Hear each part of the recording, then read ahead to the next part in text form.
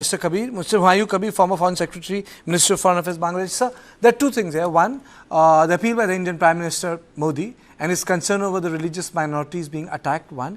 And secondly, the sort of statement which came from a senior BNP functionary saying that the relationship in context of Hasina can see turbulence because, she's in India, but India as a liberal democracy has done it all throughout its life. Dalai Lama is the best example. Aung San Suu Kyi studied in New Delhi. India has hosted various leaders, sir. Mr. Kabir. Yes. Thank you very much.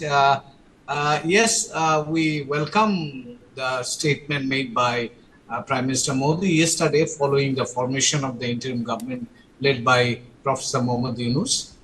We are in an extraordinary situation. We must understand the context. The context was the people's uprising against a kind of, if I may put it, borrowing from others, a kind of period of misgovernance, mistreatment, torture, and eventually the killing of around 400. And today's report saying that during the last 23 days, 700 people died in Bangladesh, including policemen.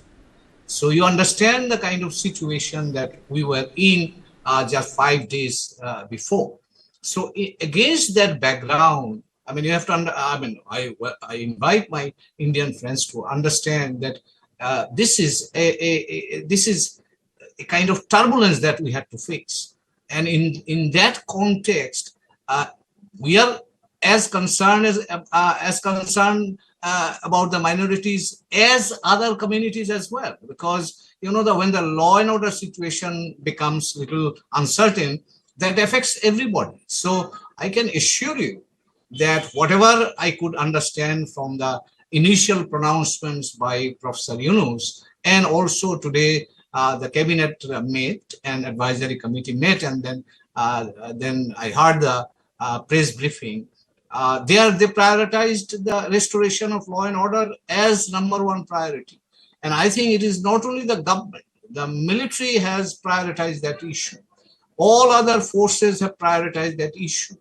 And the major driver of this time, the student community, the student leaders, they have also prioritized that issue. And in fact, they have formed student squads throughout the country to protect minority establishments. Can I ask you something point blank, sir? Sorry? Can I ask you something point blank? Sure. Why has BNP taken an anti-India position? My question was, Sheikh Hasina has left. People of Bangladesh have decided, and it has to be respected because it's a decision by the Awam of Bangladesh. But why would a political party say that the relationship between Bangladesh and India would get hit or affected because Sheikh Hasina is there? That is why my question was, India has a liberal tradition of hosting so many leaders, such as Dalai Lama. Yeah, I understand the question, and I cannot stand for BNP because I don't know why they have said that. But what I can tell you from outside, when her son is making a statement that she will return to Bangladesh, given the explosive situation that we had, and you know why that happened, I had just explained. And now if there is any move that she could come back, and if there is a perception, I would not say fact, perception that India is perhaps giving us that opportunity, that will create more volatility in Bangladesh, and nobody wants that. So I think from Bangladesh side, BNP, I don't know what BNP has said or why they have said that, but the general feeling is that if she is now a past for Bangladesh politics as far as the current situation is concerned.